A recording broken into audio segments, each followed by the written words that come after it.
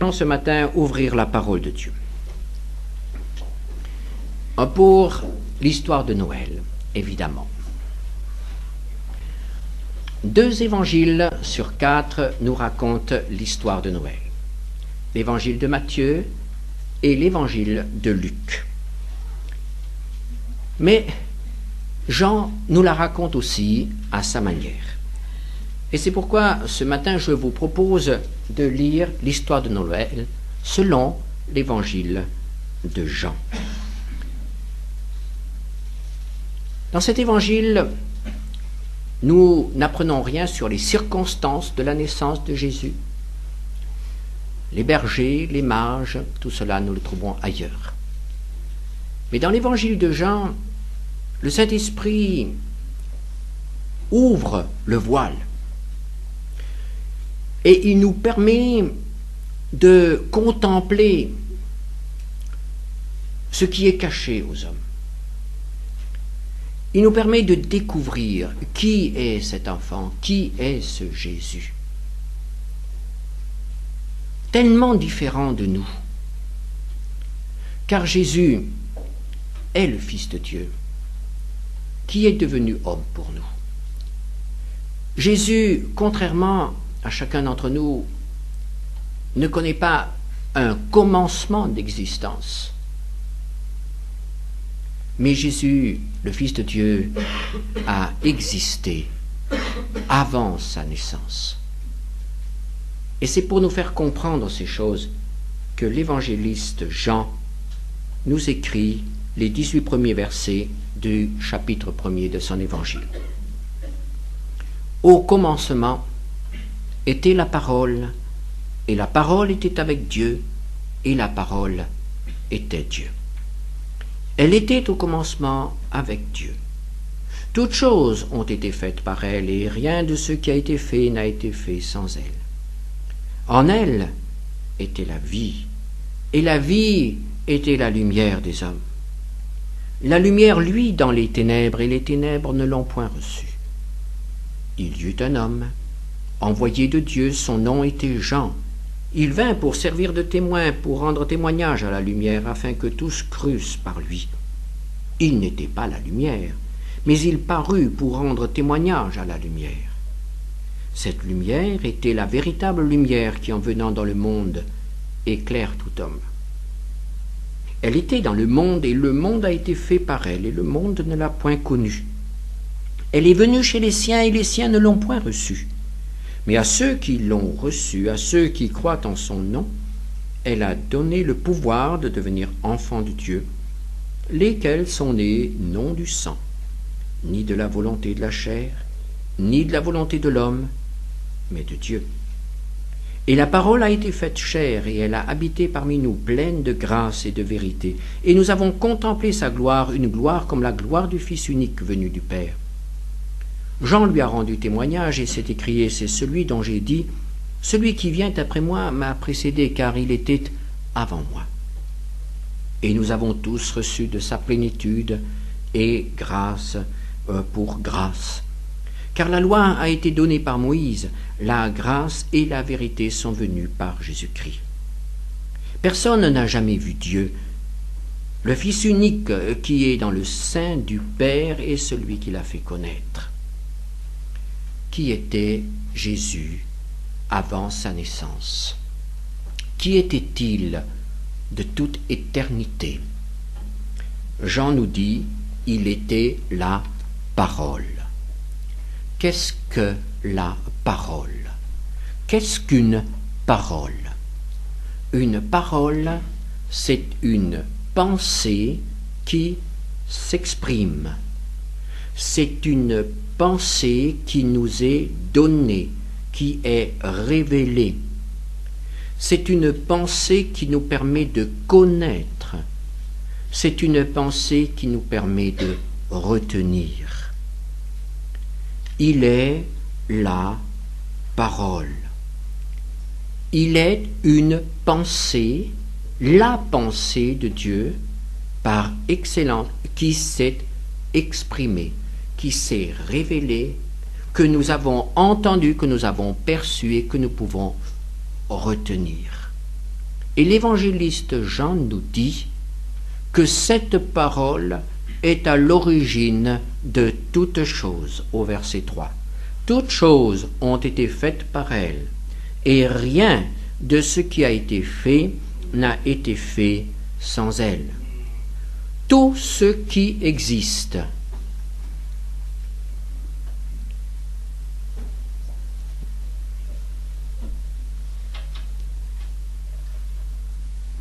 ça va? Il faut peut-être de l'air, un peu d'air.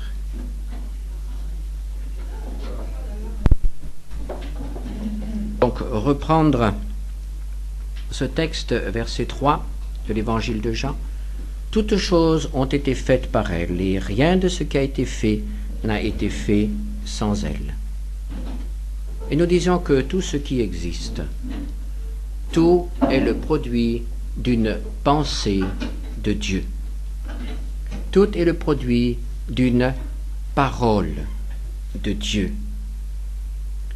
Nous aussi, ce matin, nous tirons notre existence d'une pensée de Dieu. Nous sommes la manifestation d'une pensée de Dieu.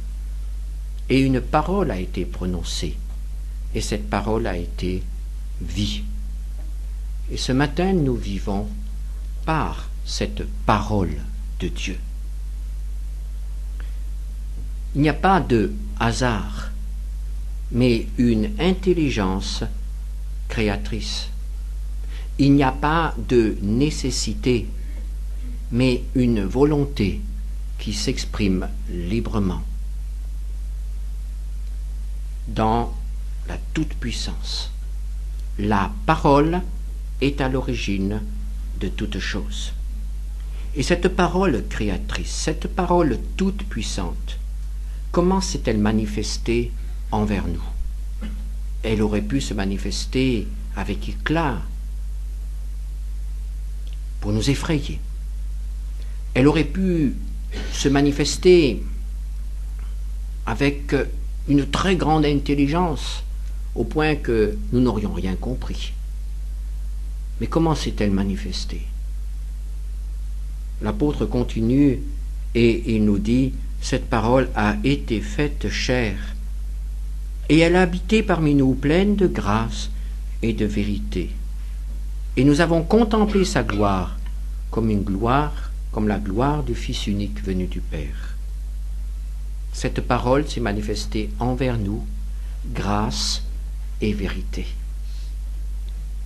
Non pas puissance, non pas majesté, non pas science, mais grâce et vérité. Une parole bienveillante envers nous, bienveillante et vraie. Et cette parole est devenue vie, est-il dit. En elle était la vie. Verset 4. Qu'est-ce que la vie? En réalité, on n'en sait trop rien. On sait quand quelqu'un est vivant, et on sait aussi reconnaître quand la vie a disparu. On sait plus ou moins comment ça fonctionne, on peut plus ou moins l'expliquer, on sait quand est-ce qu'elle cesse lorsque certaines choses ne fonctionnent plus, mais on n'a pas le pouvoir de créer la vie, ni de la rendre quand elle est partie, la vie. Pourquoi? En elle était la vie, c'est-à-dire que la vie est d'origine divine. Dieu est la vie, c'est lui qui donne la vie. Et la Bible nous dit que Jésus est la vie devenue homme. Jésus est la vie qui est venue demeurer parmi nous. Et cette vie découle de la parole. Il n'y a pas de vie en dehors de la parole. Cela est vrai dans la création, mais cela est vrai aussi dans notre marche avec le Seigneur. Combien de chrétiens souffrent combien de chrétiens végètent, ont recours à toutes sortes de choses pour progresser dans la vie spirituelle, mais ils oublient l'essentiel, le contact quotidien et régulier avec la parole de Dieu. Et quand il n'y a pas ce contact quotidien et régulier, ce contact approfondi, il ne peut pas y avoir de vie.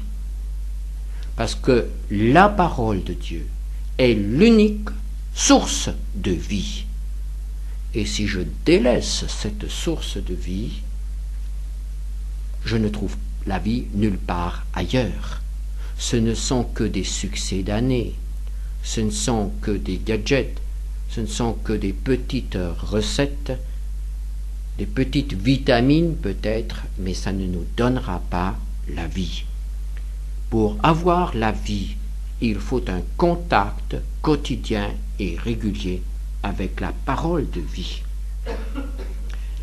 Et Jean nous dit que cette vie était la lumière. Le premier effet de la parole prononcée a été la lumière. Genèse 1, verset 3. Dieu dit que la lumière soit, et la lumière fut. Et Jean nous dit au verset 9 qu'il était la véritable lumière. Oh, il ne s'agit pas là d'une lumière, de la lumière que nous connaissons, qui nous éclaire, mais d'une lumière beaucoup plus grande, beaucoup plus précieuse. C'est la lumière spirituelle. C'est la lumière qui éclaire tout homme, nous est-il dit. C'est la lumière qui permet à un homme de connaître son chemin, de connaître sa voie, de savoir où il va. C'est aussi la lumière qui éclaire d'abord notre passé. Et cela n'est pas agréable. Parce qu'il y avait dans notre passé bien des choses qui ne plaisent pas à Dieu. Et pour que ces choses soient nettoyées, pour que ces choses soient guéries, il a fallu la lumière. Et le Seigneur vient et il éclaire notre vie, il met toutes choses à la lumière. Est-ce que nous avons permis au Seigneur de nous éclairer? Est-ce que nous avons permis à la lumière de Dieu de pénétrer dans notre cœur? Si oui, nous savons que cette lumière est bienfaisante. Sinon, je vous engage à le faire. Je vous engage à ne pas avoir peur de la lumière de Dieu. Je vous encourage à lui dire, Seigneur, je veux bien être éclairé. Je ne veux pas continuer à me cacher. Je ne veux pas continuer à vivre dans les ténèbres. Mais je veux bien être éclairé. Éclaire-moi, Seigneur. Conduis-moi. Fais-moi comprendre et sauve-moi. Et si vous pensez que cela ne vous convient pas, si vous pensez que vous pouvez vous en passer, le Seigneur n'insistera pas. Mais la parole de Dieu nous dit, c'est la lumière qui éclaire tout homme. Alors un jour, cette lumière sera projetée sur tout homme. Mais ça ne sera pas alors la lumière qui guérit, la lumière qui purifie, ça sera la lumière qui révèle au grand jour les péchés commis et qui conduit inexorablement à la condamnation. De toute façon, la lumière fera son œuvre pour chaque homme, pendant un certain temps, en grâce, par amour, et malheureusement un jour en jugement. Mais il ne tient qu'à nous d'éviter le jugement et de lui échapper. Voici donc la venue du Fils qui est parole, qui est vie et qui est lumière. Et en cette fête de Noël, en ce premier jour de Noël, eh bien, que s'est-il passé? Oh, nous connaissons tous l'histoire. Il y a eu des bergers, il y a eu plus tard des mages, il y a eu pas mal de choses qui se sont passées. Il y a eu Siméon, il y a eu Anne qui se sont réjouis de ce que le Sauveur était né. Mais là encore, l'apôtre Jean va beaucoup plus loin. et il montre les choses d'une manière générale, universelle, comme Dieu les voit. Alors pour Dieu, il y avait dans le monde, là où la lumière est venue, il y a 3 domaines. Et ces 3 domaines, il nous les décrit au verset 5. Tout d'abord, la lumière luit dans les ténèbres, et les ténèbres ne l'ont point reçue. Là, nous comprenons qu'il ne s'agit pas des ténèbres, de l'obscurité de la nuit, mais il s'agit des ténèbres spirituelles. Il s'agit de ce qui est à la racine même de ces ténèbres, toutes ces puissances de révolte, toutes ces puissances de destruction et de mort. Le prince des ténèbres, c'est Satan. Alors, nous ne sommes pas étonnés de ce que partout où Satan se manifeste, il y ait des ténèbres. Et lorsque Satan s'est révolté contre Dieu, sa chute, sa révolte a provoqué les ténèbres dans la première création. Genèse 1, verset 2, il y avait des ténèbres à la surface de l'abîme. C'est ainsi que Dieu trouve la terre. Alors, nous ne sommes pas étonnés de lire ce texte que les ténèbres ne l'ont point reçu. C'est normal. Satan, l'adversaire, et toutes ses armées ne sont pas d'accord avec le Fils de Dieu. Dans ce domaine, aucune cohabitation n'est possible. Il y a opposition totale. Ténèbres et lumière ne peuvent pas cohabiter. Lorsque la lumière paraît dans un lieu, les ténèbres reculent ou disparaissent. Dans le monde spirituel, il en est de même. Et ici, les ténèbres font bloc contre la lumière. Les ténèbres n'ont point reçu la lumière. Alors voyons maintenant au verset 10. Elle était dans le monde, et le monde a été fait par elle, et le monde ne l'a point connue. Le monde, dans l'évangile de Jean, c'est l'humanité sans Dieu, l'humanité qui est sous la domination de Satan, le prince de ce monde. C'est l'humanité organisée avec ses bonnes et ses mauvaises choses, l'humanité qui peut se passer de Dieu. C'est l'humanité qui va fêter Noël sans Dieu, ou tout simplement en parlant du petit Jésus, et c'est tout. Une humanité peut être tout à fait religieuse. C'est cela le monde, un monde sans Dieu. Et la Bible nous dit que Dieu a tant aimé ce monde qu'il a donné son Fils. Et le Fils est venu. Le Fils est venu lui parler de l'amour de Dieu. Le Fils est venu et a aimé cette humanité. Avec quel amour il a accueilli ceux qui sont venus jusqu'à lui. Avec quelle patience il a aidé. Il a parlé. Un monde aimé par Dieu. Un monde pour lequel la lumière est venue. Mais que lisons-nous? Le monde ne l'a point connu.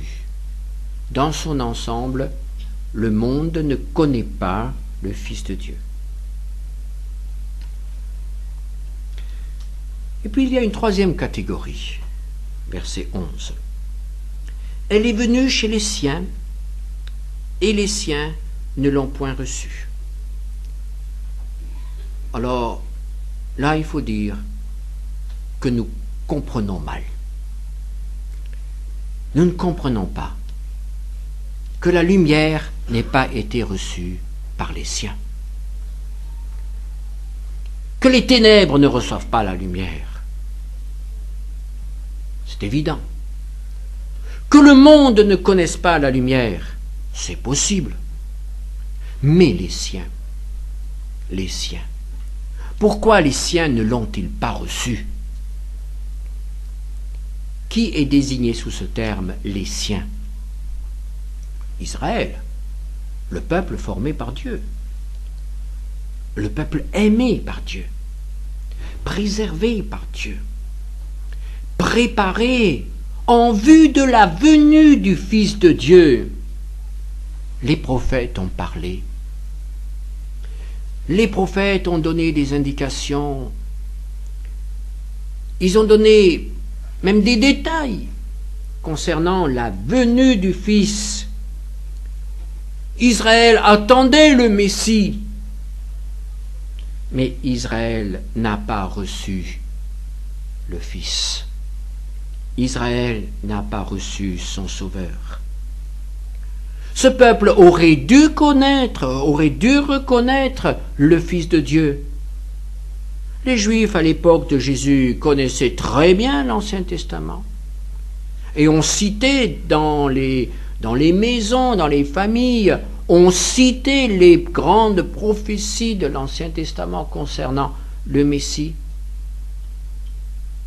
Et le Messie a vécu parmi eux.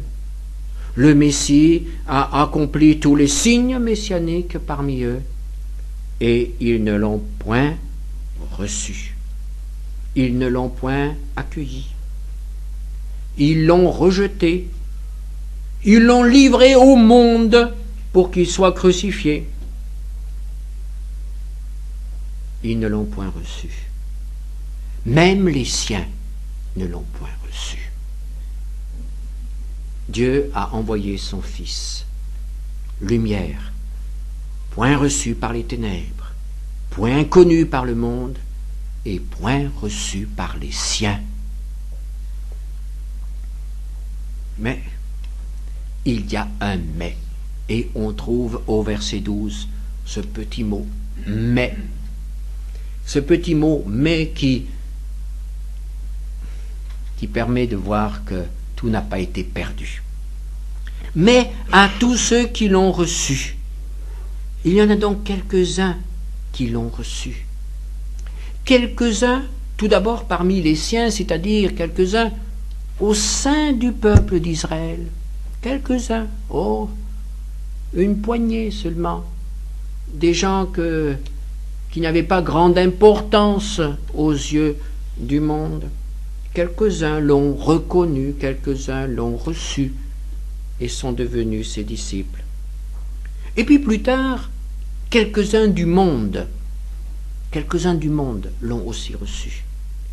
Et ce matin, il se trouve que nous en sommes de ceux-là qui l'ont reçu, n'est-ce pas? Nous sommes du monde, de ceux du monde qui l'ont reçu. J'aimerais que nous puissions tous dire cela ce matin. J'aimerais que nous puissions tous nous lever et dire « Moi, je l'ai reçu ». Et si vous ne pouvez pas le faire, faites-le maintenant. Si vous ne pouvez pas dire « Je l'ai reçu », pourquoi ne pas le recevoir maintenant?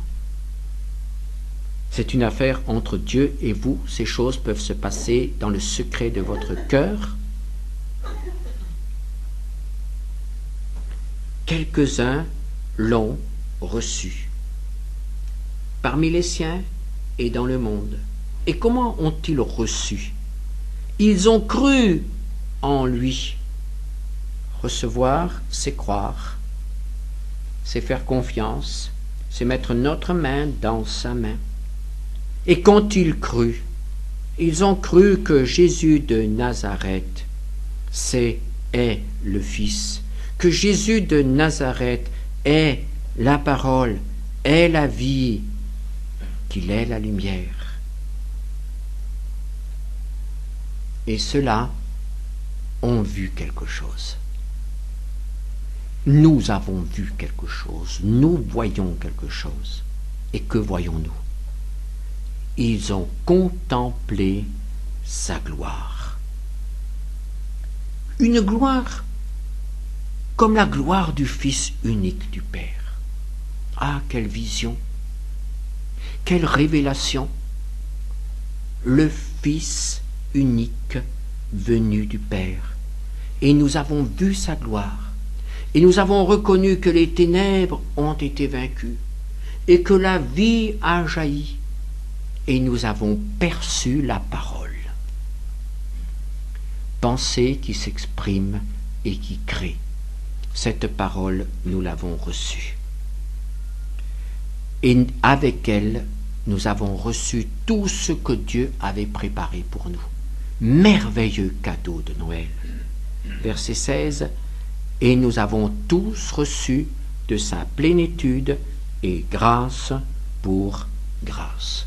D'abord la grâce, d'abord le pardon, la grâce pour vivre, mais aussi la grâce pour nous préparer à son retour. Toute plénitude en lui. Avez-vous ce matin un besoin particulier? Y a-t-il dans votre cœur une attente?